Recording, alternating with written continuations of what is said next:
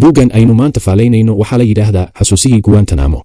Cinwaan hoosaadkiisuna waa markhaatiga maxbuus hore. waxaa luuqadda carabiga ku qoray mudane Waliid Maxamed Xaaji oo ah qoraa iyo aqoon-yahan weyn. Waliid waxa uu ku dhashay dalka Suudaan, gaar ahaan caasimadda Khartoum. markii uu dhammaystay waxbarashadii dugsiga sare wuxuu ku biiray kuliyadda shareecada, balse duruufaha nololeed ayaa u saamixi waayey inuu jaamacadda sii wato. dalka Pakistan ayuu tegey sanadkii 1999, haddana waxa uu uga sii gudbay Afghanistan isaga oo ku biiray ururka dhaqdhaqaaqa Taliban. markii muddo 2 sano ah uu ka ag dagaalamayay ururka Taliban ayuu mar kale go'aansaday inuu ku laabto dalkiisii Suudaan si uu u guursado, balse dhacdooyinkii 11 Sebtembar ayaa dhacay. Waliid waxa uu hadda ku nool yahay dalka Suudaan. waxaa luuqadda af Soomaaliga ku turjumay Cabdicasiis Iimaan. buuggu waxa uu ka hadlayaa xasuusaha uu qoraagu kala kulmay jeelkii dadqalka ahaa ee uu muddada badan ku xidhnaa. Waliid intii uu jeelka ku jiray maalinna qorshaha kuma darsan in uu sii noolaan doono marka loo eego wixii uu la kulmay ee uu indhihiisa ku soo arkay. wuxuu ahaa nasiib badane wakhtigu u hiiliyey. buugga si guud ayaynu u dulmari doonaa waxa uu ka warramayo.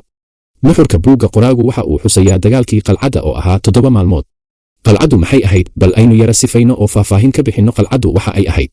qoraagu isaga oo sharaxaya qalcadda waxa uu ina leeyahay, waxaanu u soo dhowaanay qalcadda dheer oo erka isku shareertay. waxaa la dhisay 500 oo sano ka hor. waxa ay leedahay derbiyo dhaadheer oo ballaadhan, kuwaasi oo ballac dartii kaaruhu dul socon karo. waxa hoosteeda ah biyo mareen. waxayna ka kooban tahay dabaqyo dhulka hoostooda ah iyo qolal. waa qalcad ciidan oo dagaal loo diyaariyey oo waxaa ku yaala meelo hubka lagu kaydiyo. 7daas maalmood aynu xusno sida jawiga iyo xaaladdu ahayd. maalintii koowaad ciidankii iyaga oo dabaqa sare jooga waxa ay naga codsadeen in aanu laba u soo baxno. waxaanu cabsi ka qabnay in qorshaha qolyaha Carbeed lagu garto, balse waxaanu ku fikirnay in mid kasta oo Carbeed uu raaco Bakistaani ama Afgaani. dadka si adag ayaa loo garaacayay, wax kasta oo aanu haysanana waa nala qaaday, sida saacadihii, boorsooyin, lacag, kabo, cumaamado, muraayado iyo dharka dhaxanta laga gashado, kaliya waxaana loo reebayay dhar cawradda astura. qofka 2 dible ayaa loo xidhayay. dagaal baa socday oo rasaasta ayaa qofka si fudud ugu dhacaysay. maalintii labaad habeen hore oo dhan dagaaladu may kala joogsan, waxaanu iska dhicinaynay diyaaradaha Maraykanka. waxaanu isku qaybinay kooxo Bakistaani ah oo Bakistaani. dagaalkii ayaa bilaabmay, diyaaradihii Maraykankuna waxa ay bilaabeen inayna duqeeyaan, walaaluhuna waxa ay kaga gabanayeen derbiyada dhaadheer ee qalcadda hoostooda. markii dagaalku ka bilaabmay qalcadda ee Maraykanka 4 laga dilay, waa ay ka baxsadeen. subaxnimadii goobtii waxaa yimid ururka Bisha Cas iyo telefishanka CNN oo sawiraya sida dagaalku u socdo, tiyo rasaastu dhan kasta ka imaanayso. telefishanka CNN wuxuu soo saaray filin xaqiiqo ah, taasi oo meydadku daadanayaan, jidhkooduna laf iyo jiidh u kala baxayo. maalintii saddexaad, barxaddii qalcaddu waxa ay noqotay bannaan aan cidina ka dagaalamin. cadowgii waxa uu ururiyey meydadkii uu maalintii hore ku laayay barxadda qalcadda iyo hilibkoodii ku daadsanaa, waxayna ku gureen qawaadhi waaweyn. qalcadda dibaddeeda ayay la tageen. intay saf u dhigeen ayay sawiro ka qaateen, kadibna god weyn ayay ku gureen oo ay ciidda ku rogeen. sababta sidaa loo samaynayay waxa ay ahayd si barxadda qalcadda loogu faaruqiyo kuwa dabaqa hoose ee qalcadda ku jira. tirada ku jirtay dabaqa hoose ee qalcadda waxa ay ahayd ilaa 200 oo qof, kuwaasi oo isugu jiray dhimasho iyo dhaawac, qaarkood lugaha iyo gacmuhu goon yihiin, halka kuwo kalena rasaastu caloosha ka gubtay. maalintan waxa aan yara dareemay waxoogaa firfircooni ah, waxaanan dhex socday meydadka iyo dhaawaca, iyada haddana aanu xanuun iga maqnayn. maalintii afraad waxa aan saacado kadib iftiinka yar ee daaqadda ka soo gelaya ku ogaaday in aan galnay maalintii afraad ee dagaalka. waxa aan arkay wax ka soo rogmanaya kaabadda sare oo xaggayaga ku soo dhacaya. waxa noo dhexaysay masaafo mitir badhkii ah. waxa ii caddaatay inay tahay bamba gacmeed, aniga oo beerka u jiifa ayaan halkaygii ku qalalay ilbidhiqsiyo, kadibna way qaraxday. waxa aan niyeystay in aan dhintay, 2 gacmood ayaan wejiga saaray si aanu wejigu iiga guban. balse qarxiyihii uun baa qarxay, bambadii may qarxin, manaan rumaysan wixii dhacay. maalintii shanaad, weli waxaanu ku jirnaa dabaqii hoose ee qalcadda, cadowgiina waxa uu isku dayayaa sidii uu nooga heli lahaa godoloola si uu nooga takhaluso. meydadku meel kasta way daadsanaayeen, xataa hadhaaga derbiyada burburay ayay meydadku dul yaalleen, gantaaladuna dhulka ayay ruxayeen. dabaqa hoose ee qalcadduna waxa uu ahaa mugdi haddii indhaha faraha lagaa gelinayo aanad arkayn. dhab ahaan waxa uu ahaa muuqaal argagax leh oo aan marnaba xasuusta ka baxayn.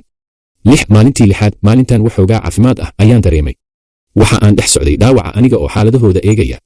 isla markaas ayuu cadowgu jebiyey daaqad yar oo ku taalay qolalka kii ugu weynaa, kadib waxay soo tuureen bambo, halkaana qaar baa lagu laayay.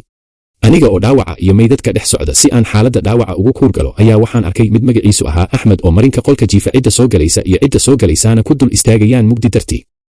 maalintii 7aad waxa aanu u diyaar garownay bixitaan. waxa ay soo direen odayaalda ahaan waaweyn oo nagu sugayay dabaqa hoose. wax hub ah may sidanin odayaashaasi. gacmahooda ayay noo fidiyeen si ay xagga hoose nooga soo saaraan. waxaanu u soo baxnay iftiinkii maalinimo. xaaladayada bal maxaad ka filanaysaa qof aan 7 maalmood gadhkiisa iyo timihiisa feedhin, sidoo kale aan jidhkiisa nadiifin, ku dhex jirayna dhoobo iyo qiiqa baaruuda. muuqayagu waxa uu ahaa mid aan la sifayn karin.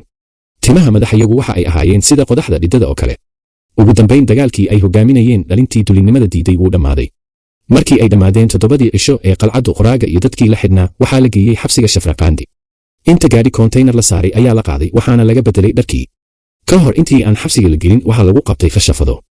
waxaa kale oo qoraagu xusayaa in la geeyey saldhiggii Qandahaar. diyaarad ayaa lagu qaaday. intii ay diyaaradda sii saarnaayeen aad ayay ugu sii xanuunsadeen oo katiinado ayaa gacmaha kaga xidhnaa. qaar ka mid ah dareennadii ayaa gacmahooda dhowr bilood ka maqnaa. markii ay garoonka diyaaradaha soo gaadheen katiinadii gacmaha ayaa laga furay, dharkiina way ka saareen. akhriste bal xaaladda dadkaas qiimee oo maxaad u malayn dad qaawan oo dhaxanta iyo barafkuna aad u daran yihiin, sidoo kalena jooga meel bannaan oo aan dhaxanta celinayn, barbarkaagana uu joogo walaalkaa oo qaawan. hamiga maxaabiistaasi waxa ay ahaayeen sidii ay cawrada u qarin lahaayeen. intii ay safarka ku jireen wax cunto ah may cunin. ugu dambayn waxaa maxaabiistii la geeyey xabsigii dadqalka ahaa ee Guantanamo. meesha uu Guantanamo ku yaallaa waa xeeb. xeebtaasi waa mid qurux badan.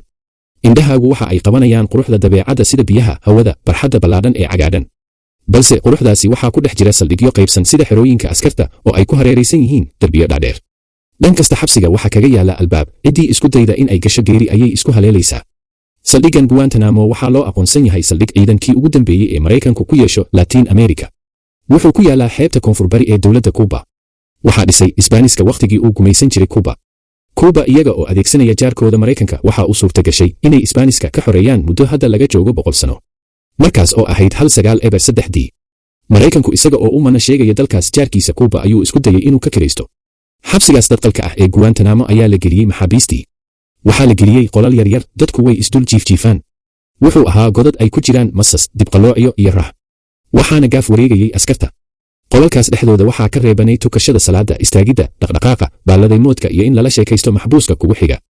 maxaabiistu iyaga oo isku muuqda oo is arkaya ayay ku qasbi jireen inay maydhaan. mar kasta cadaab iyo ciqaab ayaa u socotay. maxaabiista xidhxidhani dhinac kasta way ka cadiban yihiin, ma helaan xuquuq. xuquuq dhinac kasta oo ay noqoto ma helaan. adeeg caafimaad ma helaan. qofka xanuunsadaa sida uu xanuunsaday ayuu ku geeriyoodaa. ma jirto cid ka naxda oo wax u qabataa, mana jirto meel uu dawo ka helaa. xabsigan cidda gashaa nolol wanaagsan way isdaayeen oo hanjabaad, dil, jirdil, garaacis iyo ciqaab oo dhan ayaa nafta laga qaadaa. ciqaabta xabsiga ka jirtay way badnayd. sida qoraagu xusayo waxaaynu ku soo koobi karnaa dhowrkan ciqaabood. hal sunta dadka kaga ilmaysiisa. saraakiisha mooyee maxaabiista meesha ku jirta waxaa lagu buufin jiray sunta dadka kaga ilmaysiisa. indhaha ayaa laga buufin jiray, qaarkood indhaha ayay waxyeeli jirtay suntaasi. 2 in dil loogu goodiyo. maxbuuska waxaa la keenayaa qolka dambibaadhista isaga oo markii meel aan cidi joogin ku xidhnaa, dabadeedna waxaa loogu hanjabayaa in la dili doono oo qudha laga jari doono. 3 cunto xumo. maalmo iyo bilo ayaa cuntada laga soo yaraynayaa, waxa dhadhanka u yeelaya ee cuntada caadi ahna ka dhiga. arrintaasi waxa uu maxbuuska u keenayaa in uu dhubnaado oo miisaankiisu hoos u dhaco. 4 kulayl iyo qabow. maxbuuska inta laga soo saaro qol kulul ayaa la geynayaa qol baraf ah, ama mid qabow ayaa laga soo kaxaynayaa oo waxaa la geynayaa mid kulul. taasi waxa ay sababaysaa in jidhku la qabsan waayo oo xanuunsado. dad badan way ku xanuunsan jireen. 5 calanka Maraykanka iyo Israa'iil oo loo xidho maxbuuska. walaalaha qaar ayuuna arrinkaasi ku dhacay, taasi oo fariin loogu dirayo carab iyo muslimiintaba in Maraykan iyo Yuhuud ku amarku tagleeyaan saldhiggan. 6 ku xidhidda meel ka durugsan dadka. qaabkani wuu soo maray dhammaan maxaabiista ku xidhan xabsigan Guantanamo. 7 sixirka. waxa ay saldhigga keeni jireen sixroorayaal Yuhuud ah si ay maxbuuska u sixraan, kadibna uu u dareemo xaalado uu ismoodayo inuu neef qabatoobayo. 8 weysada oo loo diido. qaabka weysada la isaga horjoogsan jiray waxa ay hayd in la xidho qasabadda biyaha ee qolka ku dhex taalla. gaar ahaan waxaa la xidhi jiray marka ay xilliyada salaada. 9 qaylo iyo muusig. qaabkan waxaa la adeegsan jiray marka lagu jiro qolka dambibaadhista kadib marka uu dambaadhuhu ka quusto inuu wax xog ah ka helo. 10 sawirro iyo muuqaallo. qaabkani waxa uu ahaa mid lagu degi jiray maxbuuska. 11 jirdil. jirdilku marar badan waxa uu keeni jiray dhimasho. 12 ku jeesjeesida diinta. diinta ayaa lagu jeesjeesi jiray oo qur-aanka ayaa lagu hordulayn jiray. maxaa buugga laga baran karaa? hal xog badan oo ku saabsan sida xabsiyada caalamku yihiin. 2 in xabsiyada laga warhayo oo la ogaado inay ciqaab badani ka jirto. dhaliisha buugga. buug kasta oo la akhriyaa waxa uu yeeshaa bogaadin iyo dhaliil isku sidkan ama mid ahaanba. buuggani bogaadin badan wuu mudan yahay, waanan bogaadinayaa sida wanaagsan ee loo qoray. waxaanse arkaa inay jiraan dhaliilo kooban oo dabcadda labaad in la saxo ay wanaagsan tahay. halkan kala soco buugaag dhegaysi ah. nagu soo biir oo barta guduudan guji.